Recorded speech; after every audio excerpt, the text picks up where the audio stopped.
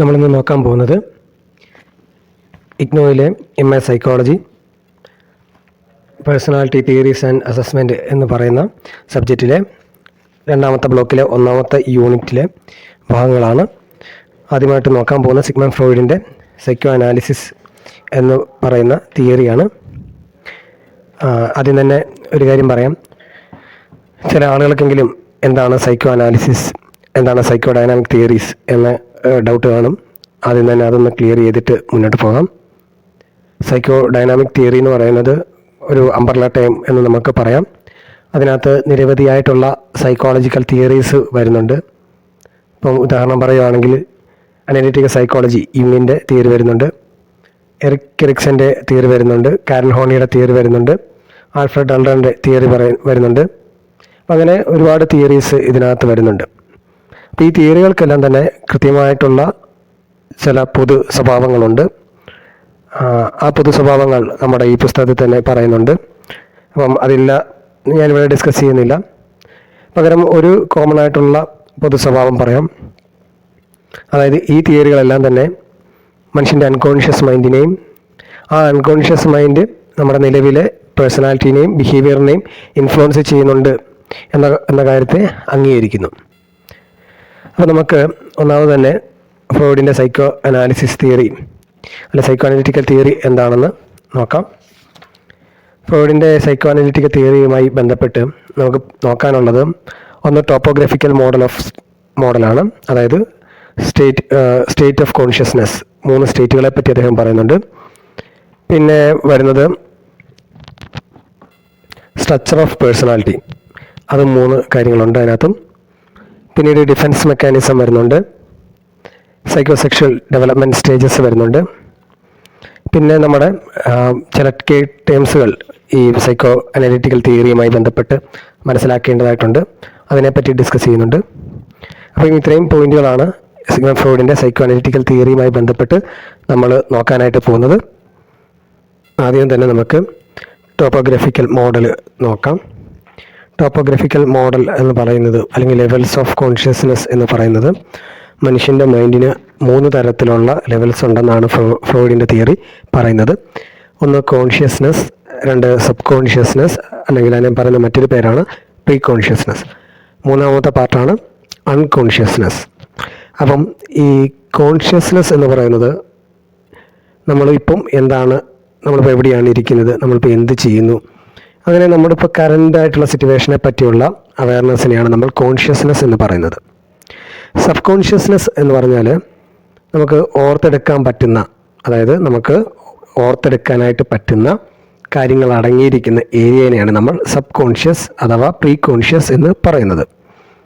ഓർത്തെടുക്കാൻ കഴിയുക എന്ന് പറയുന്നത് നമ്മുടെ കോൺഷ്യസ് എഫേർട്ട് കൊണ്ട് നമുക്ക് റീകോൾ ചെയ്യാനായിട്ട് സാധിക്കണം. 3ാമത്തെ ഏരിയയാണ് അൺകോൺഷ്യസ് എന്ന് പറയുന്നത്, അല്ല അൺകോൺഷ്യസ്നെസ് എന്ന് പറയുന്നത് 3ാമത്തെ ഏരിയയാണ്. അവിടെ നമ്മുടെ ചൈൽഡ്ഹുഡ് മുതൽ ഇന്ന് വരെയുള്ള എല്ലാ കാര്യങ്ങളും അടങ്ങിയിരിക്കുന്നുണ്ട്, അല്ലെ സ്റ്റോർ ചെയ്ത് വെച്ചിട്ടുണ്ട്. പക്ഷേ ഇത് നമുക്ക് കോൺഷ്യസ്ലി റീകോൾ ചെയ്യാനായിട്ട് സാധിക്കത്തില്ല. എന്നാൽ ഈ അൺകോൺഷ്യസിൽ കിടക്കുന്ന പല കാര്യങ്ങളും ഇപ്പോഴുള്ള നമ്മുടെ ബിഹേവിയറിനെ കൺട്രോൾ ചെയ്യുന്നുണ്ട്. അത് നമ്മൾ അറിയാതെ തന്നെ നടക്കുന്ന ഒരു കാര്യമാണ്. അപ്പം ഇങ്ങനെയാണ് ഈ 3 ലെവൽസിനെ ഡിഫൈൻ ചെയ്തിരിക്കുന്നത്. അപ്പം ഞാൻ 3 സ്ട്രക്ചർ ഓഫ് പേഴ്സണാലിറ്റി കൂടി പറഞ്ഞതിന് ശേഷം ഒരു പിക്ചറിൻ്റെ അടിസ്ഥാനത്തിൽ ഈ പറഞ്ഞ കാര്യങ്ങളെ എക്സ്പ്ലെയിൻ ചെയ്യാം. സ്ട്രക്ചർ ഓഫ് പേഴ്സണാലിറ്റി പറയുന്നത് നമ്മുടെ പേഴ്സണാലിറ്റിക്ക് 3 ഭാഗങ്ങളുണ്ട്: ഇത്, ഈഗോ ആൻഡ് സൂപ്പർ ഈഗോ.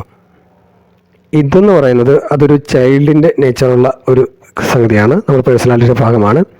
അത് വർക്ക് ചെയ്യുന്നത് പ്രഷർ പ്രിൻസിപ്പിളിനെ ബേസ് ചെയ്താണ്. അതായത് ഇതിൻ്റെ ലക്ഷ്യം എന്ന് പറയുന്നത് പ്രഷർ സീക്കിങ്ങും അവോയ്ഡിങ് പെയിനുമാണ്. ഇപ്പോൾ നമുക്കറിയാം, നമ്മുടെ ഒരു കുട്ടി വിശന്നാൽ കരയും, അറ്റൻഷൻ വേണമെങ്കിൽ കരയും, അല്ലെങ്കിൽ ദാഹിച്ചാൽ കരയും. അതിനെന്താണോ വേണ്ടത് അതപ്പോൾ തന്നെ ആ കാര്യം നേടിയെടുക്കാനായിട്ട് ആണ് ശ്രമിക്കുക എന്ന് പറയുന്ന പോലെയാണ് ഇതും പ്രവർത്തിക്കുന്നത്. അതിന് റിയാലിറ്റി ആയിട്ട് യാതൊരു ബന്ധവുമില്ല. ആളുകൾ ഏത് സിറ്റുവേഷനാണെന്ന് നോക്കത്തില്ല. അത് ആ ഇതിന് വിശക്കുന്നുണ്ടോ, എന്താണോ വേണ്ടത് അത് ഇമ്മീഡിയറ്റ് ആയിട്ട് നേടിയെടുക്കുക. അതുകൊണ്ട് തന്നെ ഇതൊരു ഇമ്മീഡിയറ്റ് ഗ്രാറ്റിഫിക്കേഷനും കൂടിയാണ് നടത്തുന്നത്. അപ്പോൾ ഇത് നമുക്ക് ജന്മനാ തന്നെ ഉണ്ടാകുന്ന ഒരു ഭാഗമാണ്. അടുത്ത ഇതിൽ നിന്ന് ഉണ്ടാകുന്ന ഒരു 3 വയസ്സൊക്കെ ആകുമ്പോൾ ഉണ്ടാകുന്ന സംഗതിയാണ് ഈഗോ എന്ന് പറയുന്നത്. ഈഗോ വർക്ക് ചെയ്യുന്നത് റിയാലിറ്റിയെ ബേസ് ചെയ്താണ്. അപ്പം ഇത് മനസ്സിലാവും. ഇങ്ങനെ വാശി പിടിച്ച് ഓരോ കാര്യങ്ങൾ അപ്പോൾ നേടിയെടുത്താൽ അത് ലോങ് റണ്ണിൽ വീണ്ടും പ്രശ്നങ്ങൾ ഉണ്ടാക്കും. അതുകൊണ്ട് തന്നെ കുറച്ച് റിയാലിറ്റിയും മനസ്സിലാക്കി വേണം കാര്യങ്ങളെ നേടിയെടുക്കാൻ എന്നുള്ള ഇതിൽ നിന്നാണ് ഈഗോ ഡെവലപ്പ് ചെയ്യുന്നത്. ഈഗോ എന്ന് പറയുന്നത് നമ്മുടെ പേരൻസുമായിട്ടുള്ള ഇൻട്രാക്ഷൻ വഴി അല്ലെങ്കിൽ മറ്റുള്ളവരുമായിട്ടുള്ള ഇൻട്രാക്ഷൻ വഴിയാണ് ഈ ഈഗോ ഡെവലപ്പ് ചെയ്ത് വരുന്നത്. അപ്പം 3ാമത്തെ പാർട്ടാണ് സൂപ്പർ ഈഗോ എന്ന് പറയുന്നത്. സൂപ്പർ ഈഗോ ഒരു 6 വയസ്സ് 5 വയസ്സൊക്കെ ആകുമ്പോഴാണ് ഡെവലപ്പ് ചെയ്യുന്നത്. സൂപ്പർ ഈഗോ എന്ന് പറയുന്നത് നമ്മുടെ സൊസൈറ്റിയിലുള്ള മോറൽസും വാല്യൂസും ഒക്കെ അടങ്ങിയിരിക്കുന്ന ഒരു ഏരിയയാണ് സൂപ്പർ ഈഗോ എന്ന് പറയുന്നത്. അപ്പോൾ ഈ സൂപ്പർ ഈഗോ ഇതും തമ്മിൽ നിരന്തരമായിട്ടുള്ള ഒരു കോൺഫ്ലിക്റ്റാണ്. ഈ സൂപ്പർ ഈഗോയും ഈഗോയും തമ്മിലും കോൺഫ്ലിക്റ്റുകൾ നടന്നുകൊണ്ടിരിക്കുകയാണ്. അപ്പോൾ ഈഗോയുടെ റോൾ എന്താണെന്ന് വെച്ചാൽ ഈ ഇതിൻ്റെ ആഗ്രഹങ്ങൾ അല്ല ആവശ്യങ്ങൾ സാറ്റിസ്ഫൈ ചെയ്ത് കൊടുക്കുക എന്നുള്ളതാണ് ഈഗോയുടെ ജോലി. ഒന്നുകൂടെ പറയാം, ഇതിൻ്റെ ആഗ്രഹങ്ങൾ സാധിച്ചു കൊടുക്കുക എന്നുള്ളതാണ് ഈഗോയുടെ ജോലി. ആ ചുമ്മാ അങ്ങ് സാധിച്ചു കൊടുക്കുകയല്ല, എന്താണ് റിയാലിറ്റി എന്ന് മനസ്സിലാക്കി ആണ് ഈ ഇതിൻ്റെ കാര്യങ്ങളൊക്കെ സാധിച്ചു കൊടുക്കുന്നത്. ഒപ്പം തന്നെ സൂപ്പർ ഈഗോയ്ക്ക് യാതൊരു തരത്തിലുള്ള പ്രശ്നവും ഉണ്ടാക്കാനും പാടില്ല. അപ്പോൾ ഇങ്ങനെ ഒരു ബാലൻസ് ഒരു മനുഷ്യൻ്റെ ജീവിതത്തിലെ ബാലൻസ് മെയിൻറ്റെയിൻ ചെയ്ത് പോകുന്ന ഒരു ഏരിയ എന്ന് പറയുന്നത് ഈഗോയാണ്. ഓക്കെ, അപ്പോൾ ഒരു നോർമലായിട്ടുള്ള ഒരു മനുഷ്യനെ സംബന്ധിച്ചിടത്തോളം അദ്ദേഹത്തിൻ്റെ ഏറ്റവും സ്ട്രോങ്ങസ്റ്റ് ആയിട്ടുള്ള പാർട്ട് എന്ന് പറയുന്നത് ഈ ഈഗോ ആയിരിക്കും. ഇനി നമുക്കൊരു ഉപമയിലൂടെ ഈ ടോപ്പോഗ്രാഫിക് മോഡലും സ്ട്രക്ചർ ഓഫ് പേഴ്സണാലിറ്റിയും മനസ്സിലാക്കാം. അതായത് നമ്മൾ എടുക്കുന്നത് ഒരു ഐസ്ബർഗിനെയാണ്. ഐസ്ബർഗ് എന്ന് പറഞ്ഞാൽ നമുക്കെല്ലാം അറിയാം, അത് വലിയൊരു ഐസ്ബർഗിൻ്റെ ഒരു പ്രത്യേകത വെള്ളത്തിന് മുകളിൽ വളരെ കുറച്ച് ഏരിയ മാത്രമേ കാണത്തുള്ളൂ. അതിൻ്റെ മജോറിറ്റിയും ഏരിയയും വെള്ളത്തിനടിയിലായിരിക്കും. അപ്പം നമ്മുടെ ടോപ്പോഗ്രാഫിക് മോഡൽ അനുസരിച്ച് കോൺഷ്യസ് പാർട്ടാണ് നമുക്ക് പുറത്ത് കാണാൻ പറ്റുന്ന ഐസ്ബർഗിൻ്റെ ഏറ്റവും ചെറിയ പാർട്ട്. ആ വെള്ളത്തിന് തൊട്ട് താഴെയുള്ള ഏരിയ തന്നെ നമ്മൾ പറയുന്നത് പ്രീ കോൺഷ്യസ് എന്നാണ്. ഏറ്റവും അടിയിലുള്ള വലിയൊരു ഏരിയയാണ് നമ്മൾ അൺകോൺഷ്യസ് എന്ന് പറയുന്നത്. ഓക്കെ, ഇത് തന്നെ ഇത് വർക്ക് ചെയ്യുന്നത് പൂർണ്ണമായും അൺകോൺഷ്യസ് ഏരിയയിലാണ്. ഇനി ഇതാണ് വർക്ക് ചെയ്യുന്നതെങ്കിൽ അത് വർക്ക് ചെയ്യുന്നത് മജോറിറ്റിയും വർക്ക് ചെയ്യുന്നത് കോൺഷ്യസ് പാർട്ടിലും, പിന്നെ വർക്ക് ചെയ്യുന്നത് പ്രീ കോൺഷ്യസ് പാർട്ട് അല്ലെങ്കിൽ സബ് കോൺഷ്യസ് പാർട്ടിലും, പിന്നെ കുറച്ചൊക്കെ അൺകോൺഷ്യസ് പാർട്ടിലുമാണ് വർക്ക് ചെയ്യുന്നത്. ഇനി സൂപ്പർ ഈഗോ ആണെങ്കിൽ ഈ 3 ഏരിയയിലും ഉണ്ട്. അതായത് കോൺഷ്യസിൽ കുറച്ച് ഭാഗമുണ്ട്, പ്രീ കോൺഷ്യസിൽ കുറച്ച് ഭാഗമുണ്ട്, അൺകോൺഷ്യസിൽ മജോറിറ്റിയും ഭാഗങ്ങളും വർക്ക് ചെയ്യുന്നുണ്ട്. അപ്പോൾ ഈ നിലയാണ് ഈ ഈഗോയും സൂപ്പർ ഈഗോയും നമ്മുടെ കോൺഷ്യസ് ലെവലിൽ വർക്ക് ചെയ്യുന്നത്. അല്ലെങ്കിൽ നമ്മുടെ മനുഷ്യൻ്റെ മൈൻഡിൻ്റെ 3 ലെവലുകളിൽ വർക്ക് ചെയ്യുന്നത് ഈ ഒരു രീതിയിലാണ്. ഇനി ഇത്രയും മനസ്സിലായ നമുക്ക് അടുത്ത കുറച്ച് കീ ടേമുകളുണ്ട്, അത് പരിചയപ്പെടാം. ഫ്രോയിഡിൻ്റെ അഭിപ്രായത്തിൽ നമ്മുടെ ബിഹേവിയറിനെ നിയന്ത്രിക്കുന്ന അല്ലെങ്കിൽ നിർണ്ണയിക്കുന്ന ഏറ്റവും പ്രധാനപ്പെട്ട ഭാഗമാണ് ഇൻസ്റ്റിങ്ക്റ്റ്. ഇൻസ്റ്റിങ്ക്റ്റ് എന്ന് പറഞ്ഞാൽ അതൊരു സൈക്കോളജിക്കൽ സ്റ്റേറ്റാണ്, അല്ലെങ്കിൽ ഒരു മെൻ്റൽ സ്റ്റേറ്റാണ്. ബയോളജിക്കൽ നീഡ്സിൻ്റെ ഒരു മെൻ്റൽ സ്റ്റേറ്റാണ് ഇൻസ്റ്റിങ്ക്റ്റ് എന്ന് പറയുന്നത്. ഉദാഹരണം പറയുകയാണെങ്കിൽ സെക്സ്, ഹങ്കർ, തേഴ്സ്റ്റ്, ഇതൊക്കെ എന്ന് പറയുന്നത് ഒരു മെൻ്റൽ സ്റ്റേറ്റാണ്. അപ്പം അതിൻ്റെയൊക്കെ ഒരു ഫിസിയോളജിക്കൽ സ്റ്റേറ്റ് എന്താണ്? ബോഡിയിൽ വെള്ളത്തിൻ്റെ അളവ് കുറയുമ്പോഴാണ് നമുക്ക് ദാഹിക്കുന്നത്. ഓക്കെ, അല്ലെങ്കിൽ നമ്മുടെ ബോഡിയിലെ എനർജി കുറയുമ്പോഴാണ് നമുക്ക് വിശക്കുന്നത്. അപ്പോൾ ഇതൊക്കെയാണ് നമ്മുടെ ഫിസിക്കൽ സ്റ്റേറ്റ്. എന്നാൽ ഇതിൻ്റെ ഒരു മെൻ്റൽ സ്റ്റേറ്റായിട്ട് വരുന്നതിനെയാണ് നമ്മൾ ഇൻസ്റ്റിങ്ക്റ്റ് എന്ന് പറയുന്നത്. 2 തരത്തിലുള്ള ഇൻസ്റ്റിങ്ക്റ്റുകളുണ്ട്. അപ്പം ഒന്നാണ് തനാറ്റോസും മറ്റത് ഇറോസും.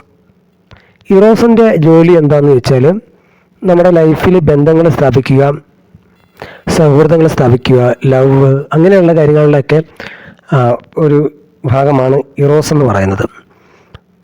അതോടൊപ്പം തന്നെ തനാറ്റോസ് എന്ന് പറഞ്ഞാൽ ഇതിന് ജസ്റ്റ് ഓപ്പോസിറ്റ് ആയിട്ടുള്ള കാര്യങ്ങളാണ്. അത് കുറെ കൂടി ഡിസ്ട്രക്റ്റീവ് ആയിരിക്കും, അത് അഗ്രസീവ് ആയിരിക്കും.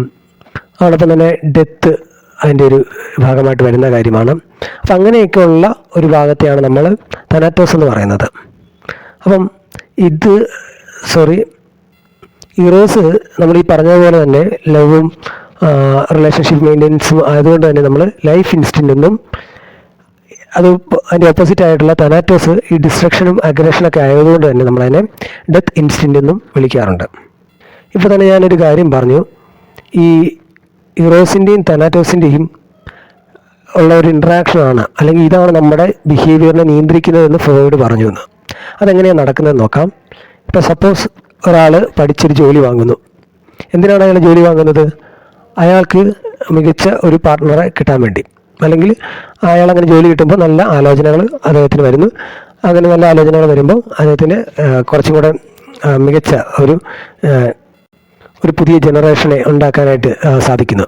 അപ്പം ഇവിടെ സംഭവിക്കുന്ന എന്താണ്? ഈ ഒരു മോട്ടിവേഷനാണ് അദ്ദേഹത്തിൻ്റെ ആ ബിഹേവിയറിന് പിന്നിലുള്ള കാര്യം. ഇങ്ങനെ നമുക്ക് ഏതൊരു ബിഹേവിയറിനെയും ഈ ഇറോസിൻ്റെയും തനാറ്റോസിൻ്റെയും അടിസ്ഥാനത്തിൽ മനസ്സിലാക്കാനായിട്ട് സാധിക്കും. അപ്പോൾ അതുകൊണ്ടാണ് ഫ്രോയിഡ് പറഞ്ഞത് നമ്മുടെ ബിഹേവിയറിൻ്റെ പിന്നിൽ വർക്ക് ചെയ്യുന്നത് എപ്പോഴും ഈ ഇറോസും തനാറ്റോസും ആണെന്ന്. അതോടൊപ്പം അദ്ദേഹം പറഞ്ഞ മറ്റൊരു കാര്യം എന്ന് പറഞ്ഞാൽ, ഈ ഡെത്ത് ഇൻസ്റ്റിൻറ്റ് എന്ന് പറയുന്നത് കുറച്ചും കൂടെ കോൺട്രവേഴ്സി ആയിട്ടുള്ള കൺസെപ്റ്റാണ്. അപ്പോൾ അദ്ദേഹം പറയുന്നത് നമുക്ക് എല്ലാവർക്കും ഒരു അൺകോൺഷ്യസ് വിഷ് ഉണ്ട്. എന്താണ്? ടു ബി ഡെത്ത്, അല്ലെങ്കിൽ ഡെത്ത് ആവാനായിട്ട് നമുക്ക് എല്ലാവർക്കും ഒരു അൺകോൺഷ്യസ് ആയിട്ടുള്ള വിഷ് ഉണ്ടെന്നാണ് ഫ്രോയിഡ് പറയുന്നത്. ഇത് വളരെ കോൺട്രവേഴ്ഷ്യൽ ആയിട്ടുള്ള ഒരു അഭിപ്രായമാണ്. പല ആളുകൾ ഇതിനെ റിജക്റ്റ് ചെയ്യുകയൊക്കെ ചെയ്തിട്ടുണ്ട്. ഇനി നമുക്ക് അടുത്ത് നോക്കാനുള്ളത് ലിബിഡോ ആണ്.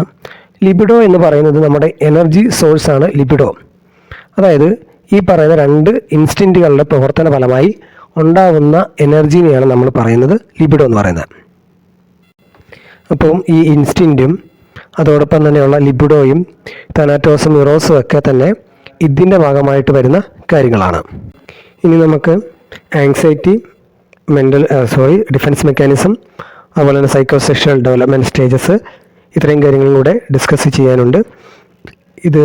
ഇത്രയും കാര്യങ്ങൾ മറ്റൊരു വീഡിയോയ്ക്കകത്ത് നമുക്ക് ഡിസ്കസ് ചെയ്യാം.